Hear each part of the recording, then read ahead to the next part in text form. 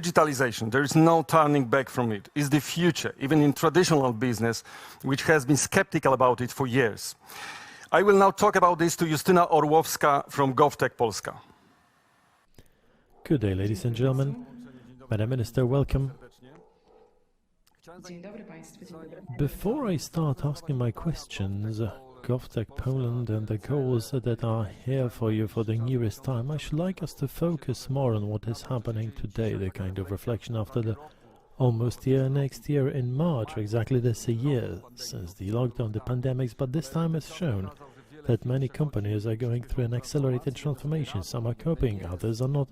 Some are doing worse, the others better, depending on the moment of the development they enter the pandemics. What are your observations, madam?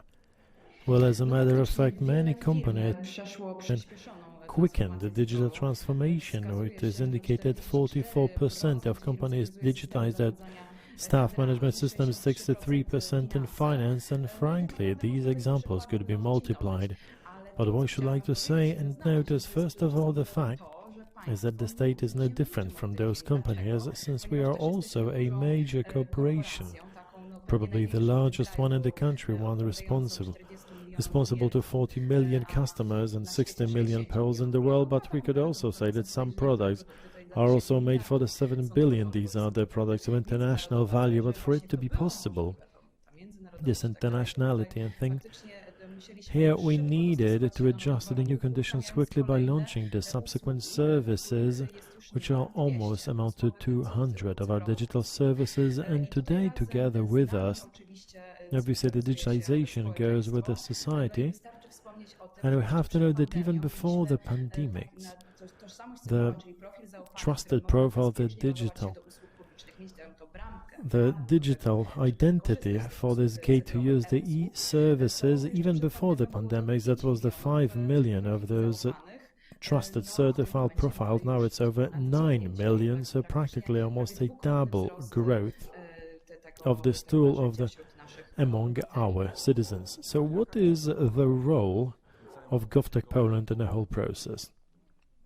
Well, right now, we are already in the final round. Once well worth mentioning the genesis of our creation as a deputy PM in the Ministry of Finance. Mr. Morawiecki noticed that the digitization of the country is not a sprint, but rather a long-distance run, a marathon, where in order to win you have to run an altering course with the entrepreneurs, with the programmers, with the academics. This is where I was invited to work at the Ministry of Finance, and together we were able to build numerous solutions, thanks to which we were not only able to save dozens of billions of zlotys, but also limiting up to the bare minimum the formalities by allowing to pay the personal income tax via internet. Over the first months of his work as a Prime Minister, Mateusz Morawiecki called to life the interdepartmental team of GovTech Poland.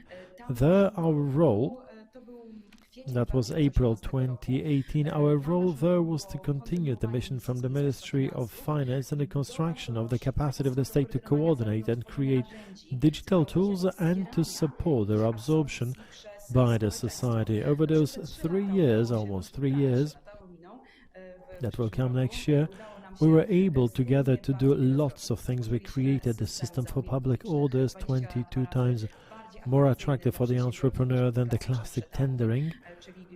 So the price was to the place where the idea worked, another price. We developed the first tool for the social verification of messages on the internet, remembering the administration to get a stable influx of the talented staff by assigning the young leaders and the greatest apprenticeship program in the public administration. During the pandemics, we helped our educators reach the content. We helped our officials reach, well, if we may put a comma here, because things that we managed to do are obviously quite important. We all know that and it's communicated, but let us talk as to where else those loopholes are. Today we mentioned that digitally excluded 500,000 pupils digitally excluded without the access, without the equipment, the laptop, the capacity of a quick connection to take part in online learning. There's quite a gap. Starting March, the Impact Foundation handed over 1,000 of those computers. So here, what is the situation like? What would you say? Well, only fulfilling the whole thing in order to be able to verify the needs in the various departments in terms of the digital needs. We created the GovTechCenter, which is responsible for the quickened processes of introduction and implementation of digital services and increasing the digital competence that you mention here, sir. Obviously, the one thing is simply the needs of hardware. That is, in order for all those blessings of the internet, digitization, technology to be used, you have to have the equipment to do it. And here, the means were also the partner of the action with impact, where the entrepreneurs would submit to buy equipment for the students directly, and also with the Ministry of Finance we have been able to develop the fact that the used equipment could be done as a and conveyed as a gift, and at the Chancellery of the Prime Minister, together with the Ministry of Digitization, we have diverted funds, 300 million zlotys, for the purchase of equipment as well, and obviously for the whole time the subsequent purchases are being realized. However, I should like to tackle something which I think is forgotten, as in the area of the access for internet. This 30 megabit internet, that's 90% of our society already have it. Of course, we wanted to be 100%, but any internet is already accessible to everybody. And the most important thing is that we freely use the internet. That is, digital exclusion is now competence exclusion, and this is something that we're also pinpointing within our activity of the GovTechCenter.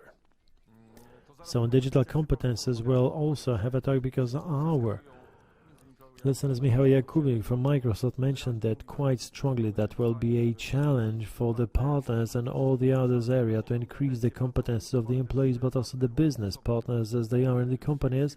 I wanted to ask you on the goals of GovTech. One of the goals that we read in the program of GovTech is to facilitate the dialogue between the public administration and the innovators, the entrepreneurs, the startups. I'm under the impression this is mentioned regardless of the government for years, and even to yesterday we listened to the Mastercard Zen discussion, the Zen, a fintech startup which was inaugurated yesterday, and one of the hosts asked this question as to why the startups couldn't hope for the help of the major players or cooperation to a larger extent than we are witnessing it today.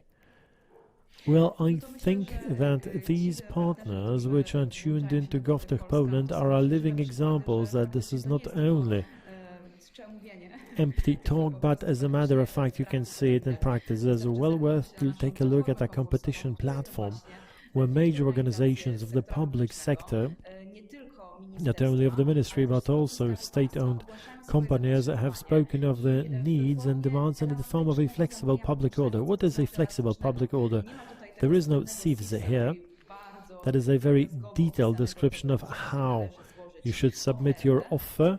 This is only the scope of what we need, and it is up to you, the startups, the innovators, to know much better as to how the solution could be resolved, what we could suggest for the ordering party. Therefore, I think that yes, there are various tools that we are building for this permanent cooperation with the startups.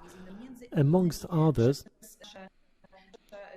we're moving our presence at hackathons tomorrow, the subsequent 4th edition of the largest hackathon in Europe that begins Hackier, during which the Ministry of Finance, the Ministry of Agriculture are only a couple of examples from many examples of the public sector institutions which are defining the challenges in order for the startups to respond to the needs and answer to the needs and make them whole. So we have virtually 40 seconds only for a goodbye, and I'm hoping during the subsequent conferences we'll be developing the subject even further. Madam Minister, thank you very much for our participation in the finals 20. Thank you very much and have a nice day. Thank you very much indeed. Thank you, and ahead of us the subsequent topic.